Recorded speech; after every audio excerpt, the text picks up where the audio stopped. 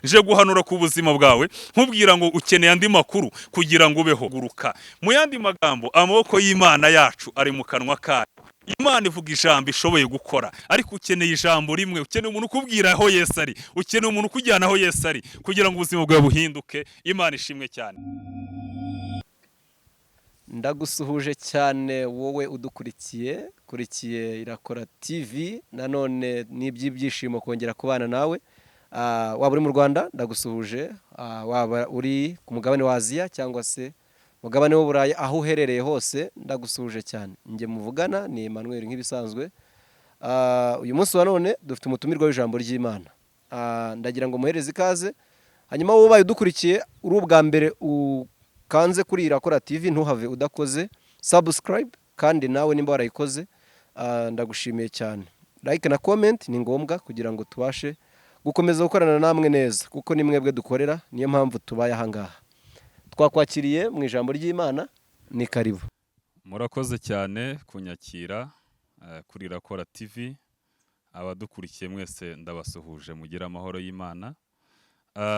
Nongeye kugaruka ngira ngo tuganire, wo muvugana kuba mbonye bwa mbere. Nitwa Daniel Niyibizi. Hanyuma nejejwe no kubana nawe wo nkurikiye kugira ngo wumve ijambo ry'Imana. Nguhaye ikaze mu ijambo ry'Imana dusanga hano mu butumwa bwiza uko bwanditswe na Luka ibice byaho 8, duhere ku murongo wa 43. Haravuze ngo haza umugore wari mu mugongo wari ubimaranye imyaka 12, kandi wari warahaye abavuzi ibintu bye byose, nyamara ntihagira n'umwe ubasha kumuvura. Nuko amuturuka inyuma akora ku nshunda z'umwenda we, uwo mwanya amaraso arakama. Yesu arabaza ati, ninde unkozeho? Bose bamaze guhakana, Petero na bagenzi be baravuga bati, erega databuja, abantu barakugose barakubyiga, nawe ukabaza uti ninde unkozeho? Yesu aramubwira ati, hari unkozeho, kuko menye ko imbaraga imvuyemo. Nuko uwo mugore abonye ko adahishwa, aza ahinda umushyitsi, amwikubita imbere, amubwirira mu maso ya bose icyatumye amukoraho, nuko akize muri ako kanya. Yesu aramubwira ati, mwana wanjye, kwizera kwawe kuragukijije, genda amahoro. Amen. Murakoze cyane.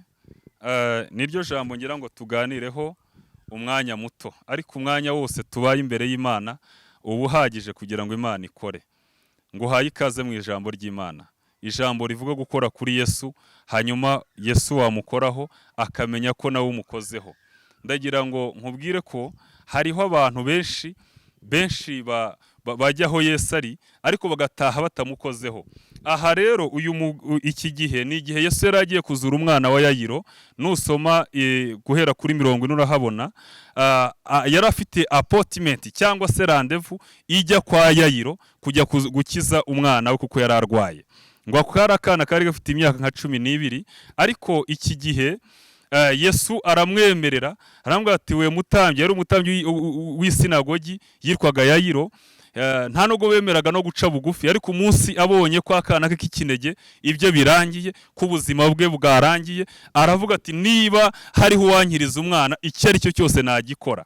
Hanyuma baravuga ati, Yesu kugera imbere ye bisaba guhinda umushyitsi, bisaba guca bugufi, hanyuma ukamuhendahenda, nakwemerera ijambo avuga ryose rirarema. Imana ishimwe cyane. Uwo mwanya arangije, Yayiro aravuga ati, niba ari uguca bugufi, nashaka we muri stade ndapfukama. Mujye mubona ko kenshi niyo duhamagara bihana, n'abapastors ntabwo bajya bapfukama ngo bihane.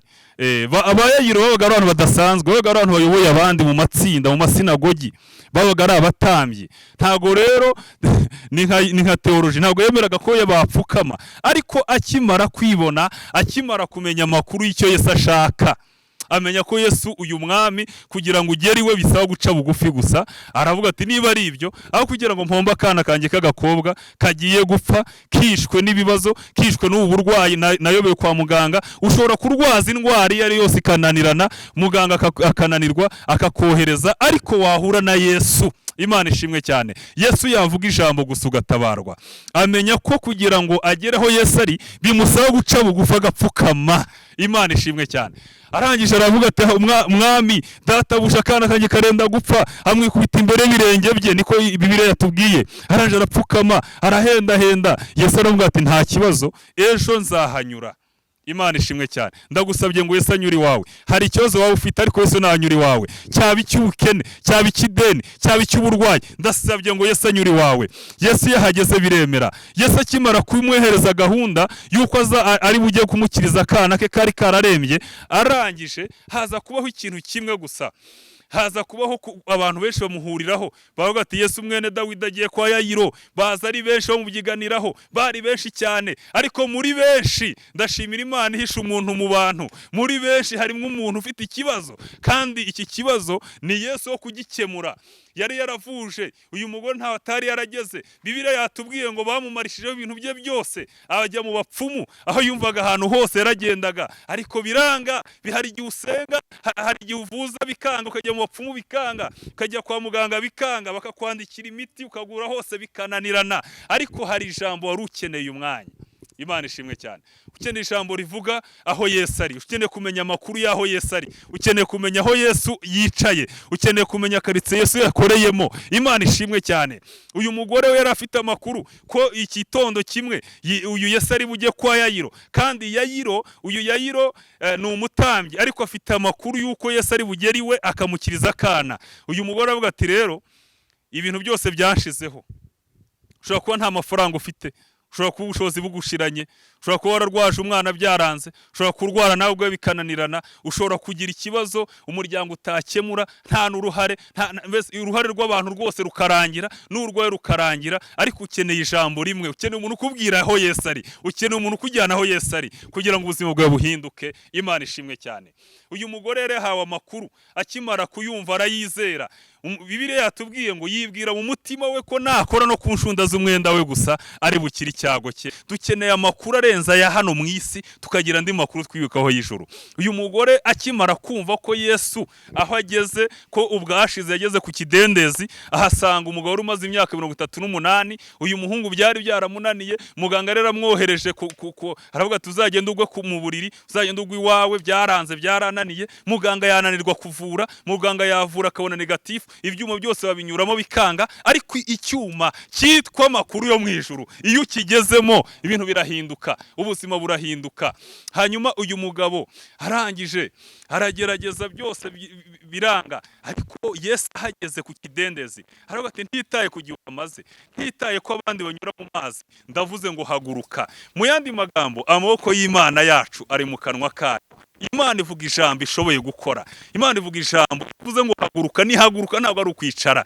Ushobora guhura n'ibikwicaza. Muribuka ko uyu mugabo byagezeho ubwo yinjiraga mu rusengero, kandi Yesu yaramubwiye ngo hita ujya mu rusengero ari ku isabato, ariko aramubwira ngo jya mu rusengero nubwo bitemewe kwikorera, ariko jya mu rusengero ujye gushima Imana. Ndagira ngo usabe ngo ahantu Imana igukuye, ubuzima bwose Imana ikugejejemo, iragira ngo ujye mu rusengero ujye gushima, kuko hari abandi bari hasi yawe bakeneye kugira ihumure rituruka hera, rituruka aho amakuru yo mu murwa aturuka. Umwami Imana ahabwa icyubahiro. Bakigeraho muzi ko bamurwanyije Abayuda, ati ninde wagukijije? Aravuga ati ni Kristo, uriya mugabo mubona niwe wankijije, niwe wambwiye ngo nze mu rusengero. Imana ishimwe cyane. Ntabwo ibintu Imana iri kuguhereza uyu munsi, ntabwo akayira Imana iguciriye, ntabwo inzira iri kukunyuzamo wowe unkurikiye ariyo kugira ngo wumve ko ari ubwenge bwawe. Iragira ngo bikore kugira ngo n'uri hasi yawe amenye ko burya hari amakuru nawe afite azasohora. Imana ishimwe cyane. Hari amakuru dufite, hari ibintu Imana avuganye natwe, ariko harageze ngo dusenge ku gipimo cy'uko Imana yumva gusenga. Haleluya. Hanyuma uyu mugore nawe ajya kumva, yumva ayo makuru ya Yesu, yumva amakuru y'umugabo ubasha guhumura impumyi ku buntu, umuntu wahagurukije ikirema ku kidendezi cyaramara y'imyaka 38. Ni myinshi mwene data, abayifite uyu munsi babyaye kangahe, nawe uyifite hari ibyo wagezeho, uri umuntu ukuze, uri umuntu w'umwintellectuel, umuntu usobanutse. ariko iyi myaka yose ayimara ategereje. Ushobora gutinda, unkurikira wumva aka kantu, ushobora kumara igihe kinini, ushobora kumara iminsi myinshi, ariko ndashimira Imana igihisha umunsi mu minsi. Hari iminsi yo kubabazwa, ariko muri iyo minsi hari umunsi Imana ahishemo wo gutabarwa kwawe. Umwami Imana ahabwa icyubahiro. Nje guhanura ku buzima bwawe, nkubwira ngo ukeneye andi makuru kugira ngo ubeho, no kugira ngo uyu munsi isi ibeho, no kugira ngo uyu munsi tumenye amakuru yabereye ku isi, dusaba gushaka radiyo. Natwe iyo turi mu imbere y'Imana tumenya amakuru yo mu murwa ahatagera ibyago, ahantu hatari imfubyi ziharirira, ahantu hari ihumure, ahantu ugera warababaye ugatabarwa n'Imana. Imana ishimwe cyane. Ukeneye amakuru kugira ngo ubeho, ukeneye amakuru avuye ahera h'Imana. Hari amakuru abantu bakugejejeho byaranze, hari abakubwiye ngo akazi, hari abakubwiye ibiki, hari abagushakiye n'uburyo bwose biranga, ariko aya makuru yaheraho mu ijuru niyo nkuzaniye mu izina rya Yesu. Haleluya, haleluya. Ukeneye amakuru kugira ngo ubeho, ukeneye amakuru kugira ngo uburwayi bwawe bukire. Nta ndwara n'imwe Bibiliya tubwira ngo abarwayi bose bageraga ku kidendezi, uwageragamo yarakiraga, ariko uyu we yarabuze uwamujugunyamo. Birashoboka ko waba udafite n'uwaguha amakuru y'aho akazi kari. Birashoboka ko waba udafite n'ibyo ngombwa byatuma udepoza ngo ugere aho ugera, ariko ndashimira Imana iguhaye amakuru ngo mwana wanjye, oh my son, mwana wanjye, mvuganye nawe ngo baho. Imana ivugana natwe tukabaho, batabishaka tukabaho. Imana ivugana natwe baturwanya tukabona ihumura hera. Imana ivugana natwe ubuzima bwaducanze, ariko ikazi kabivangura, kubera ko ni Imana ihisha umunsi mu minsi, ni Imana ihisha umuntu mu bantu. Ndashimira Imana wowe yahishe, nanjye mu yahishe ndimo. Imana aguhishe mu bantu. Dawidi yaranditse aravuga ngo iyaba Uwiteka atari mu ruhande rwacu, ubwo abantu baduhagurukiraga baba baratumize bunguri tukiri bazima, isuri iba yaratembye ku bugingo bwacu, ariko umwami ahimbazwe utaradutanze ku muhigo w'amenyo y'abanzi bacu. Umwami Imana ahabwa icyubahiro. Uyu mugore yumva amakuru y'ubutabazi, aragenda aravuga ati rero nubwo nta randevu, nubwo nta wundi muntu wo kuhangeza, nta bundi buryo,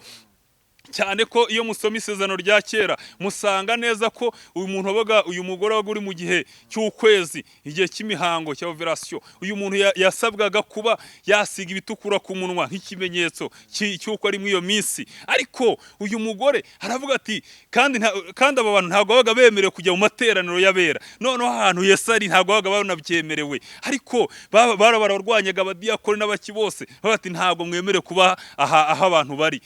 Uwo muntu yabaga ari mu kato, ari ahantu ha wenyine, ariko ndashimira Imana idusanga turi ahantu ha twenyine, ikavuganirayo natwe, ikaduha amakuru y'ubutabazi mu gihe bamaze kwanzura ko birangiye, mu gihe bitagishoboka Imana izikora. Abanyabwenge bose bananiwe, ubuzima bwose bwananiranye, babuze uko babigenza, mbese abona ko igisubizo ari ugupfa, baramusezerera nta gisigaye. Ariko uyu mugore agirirwa ubuntu n'Imana, amenya amakuru y'umugabo wamukiza, kandi nta n'ikiguzi musabye uretse kumwizera gusa. Ikiguzi Yesu ari kugusaba uyu mwanya ni ukumwizera. Imana ishimwe cyane. Uyu mugore akimara kumwizera, yibwira mu mutima we, aravuga ngo niyo nakora ku nshunda y'umwenda we gusa, nkagirirwa ubuntu nkaba mu iteraniro Yesu arimo, aha hantu ndaza gukira icyago cyanjye.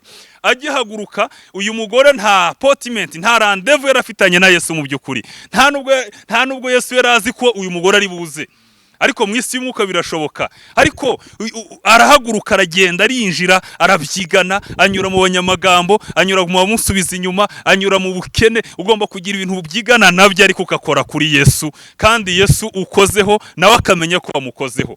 Uyu mugore akimara kumukoraho, twasomye dusanga Petero na bagenzi be baravuga ati rega twebwe turesikoti, nta muntu ugeze ugukoraho, nta wagukozeho, twese turakubyiganiraho. Yesu atandukanya abamubyiganira n'umukozeho. Imana ishimwe cyane, kuko bari gusenga ni benshi, ariko tandukanya gusenga kwawe. Utaba uri gusengera mu kajagari, utaba uri gusengera mu kavuyo. Yesu ntakeneye desordre, Yesu akeneye umurongo usengeraho uhagaze. Imana ishimwe cyane. Uyu mugore akimara kumukoraho, Yesu yahise atandukanya abamubyiganiyeho n'umukozeho. Hari icyo bita feedback. Uyu mugore akimukoraho hari ubutumwa yese yakira. Bibiliya iratubwira ngo uwo mwanya ngo isoko y'amaraso irakama, ngo amenya ko muri we hari ikibaye. Ndagira ngo dusenga n'Imana, wowe unkurikiye, dusenge ku buryo Imana yumva ko twasenze. Isengesho rirenga izuba, rirenga inyenyeri, rirenga ukwezi, rigere ku ntebe y'Imana. Iyo ryamaze kuhagera haboneka feedback. Imana ishimwe cyane. Tugiye gusenga, ngiye kugusengera wowe unkurikiye, na kandi nawe ufata umwanya usenge. Utandukanye gusenga kwawe. Abantu benshi baribaza ngo ni gute twasenga ku buryo ku gipimo cy'uko twumvirwa.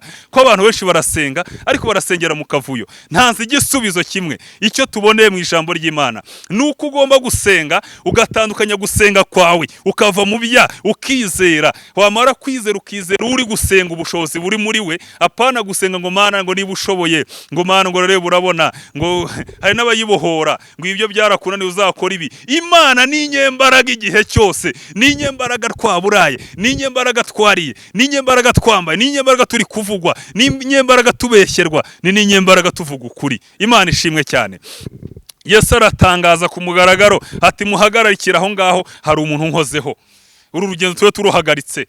Hanyuma uyu mugore ngo abonye ko Yesu adahishwa. Imana ishimwe cyane. Ndaje nkubwira ngo Yesu uri kubwira ntahishwa. Ibyo umubwira bimubwire. Ni inshuti nziza, ni inshuti yumva gusenga, ni inshuti yumva bayisanga. Uyu mugore arangije aravuga ati databuja ni ngewe, apfukama imbere ye. Arangije Yesu aramusubiza, atanga igisubizo cyiza ngo mwana wanjye, kwizera kwawe kuragukijije, genda amahoro. Ukeneye kugenda gusenga ugasezererwa n'Imana. Kakubwira ati mwana wanjye taha numvise gusenga kwawe.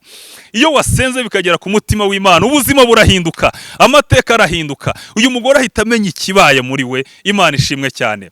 Imana ihimbazwe. Ako kanya bakiri aho ngaho haza umuntu uvuye kwa Yayiro, aravuga ati wirushye umwigisha, wa mwana yamaze gupfa. Yayiro atarasubiza. Imana ishimwe cyane. Turashimira Yesu ko ari umutambyi w'ukuri, ni umucamanza, yicaye iburyo bw'intebe y'Imana Data, ahora tuvuganira kwa Data wa twese. Arangije aravuga ati rero niba ari uko bimeze, kwizera kwawe izere gusa umwana arakira. Tukeneye ijambo ryo kwizera. Nakuzaniye ijambo rivuga gukora kuri Yesu ukamenya ko umukozeho. Imana ishimwe. Tugiye gusengana nawe. Wahari wawe ufite uburwayi, wawe ufite amakuba, wawe ufite ibintu uhagazemo, ariko Imana igugusaba ko kwizera, ko kongera ukayizera, ukazamura igipimo cyo kwizera, ugakiranuka, ukanyura ukabyigana n'ibyo uri kurwana nabyo bitakoroheye, ariko ugakora kuri Yesu. Kandi Yesu numukoraho nawe aramenya ko umukozeho, aratandukanya kubyigana ko abamubyiganiraho, kuko Yesu azi umuntu mu bantu. Imana ishimwe cyane. Naho tuwe ni Yesu wakurengeye, naho wicaye ni Yesu wahakwicaje. Turashaka gusenga ariko tuzamura igipimo cyo kwizera. Data mu izina rya Yesu, turagushimiye kuri umunyembaraga. Dusengeye muri iri jambo. Ijambo ryawe rirarema, ijambo ryawe ni ry'imbaraga, ijambo ryawe rirazura, ijambo ryawe rirakiza, ijambo ryawe ribeshaho. Nyamara uyu mugore nta yandi mahitamo yari afite, nta n'ikintu yari asigaranye, ariko uri Imana igira neza, itagize ikindi ishingiraho. Ntabwo ari amafaranga, si uburanga wamuciye, ahubwo nuko yazanye kwizera. Ukeneye umutima ukwizera. Kandi umwanditsi w'Abayibura aravuga ngo utizera ntashobora kunezeza Imana. Dukeneye kukwizera kugira ngo tukunezeze. Iyo umaze kunezerwa tuvugaho ijambo ryiza. Ni igihe utuvugaho tugiye gupfa tukabaho, ni igihe ubona ko ibyacu birangiye, ariko ukongera ukatuzura ukatugarura mu buzima. Imana ishimwe cyane. Sengeye uyu muntu wari ufite ikibazo cy'uburwayi, sengeye uyu mwene data wari umaze guta kwizera, hari ibintu amazemo igihe mbese ameze nk'abari kubyigana, ari gusenga kamera nk'uwiganiriza. Ariko ndagira ngo aba bene data, uyu muntu nkurikiye wari warataye ibyiringiro, warataye kwizera, yongere yakira izindi mbaraga nshya zimusunikira gusenga ku gipimo cy'uko wumva. Turagushimiye kuri Imana va gusenga, turagushimiye kuri Imana ikora. Amaboko yawe aracyakora, ntabwo ubwoko bwawe kwaheze ngo nirwe gukiza. Indwara uracyazikiza, amateka uracyahindura. Uri Imana ishoboye. Ndasenze kugira ngo uyu mwanya muri uyu mwanya turi imbere yawe, umuntu wese wakurikiranye iri jambo wakira ubutumwa bwiza, buhindura ubuzima bwe, buhindure kwizera kwe, buhindure imigenzereze ye. Tugushimiye kuri Imana yumva, ngushimiye kutanze ishimwe, ngushimiye kuremye ibidasanzwe, ngushimiye kugaruye abantu bawe. Hari abari baguye, wongera ubabyutse kubw'ijambo ryawe, bongera bagaruke ku kwizera, binyure muri Kristo Yesu umwami wacu tubisabye. Amen. Imana ibahe umugisha. Shalom.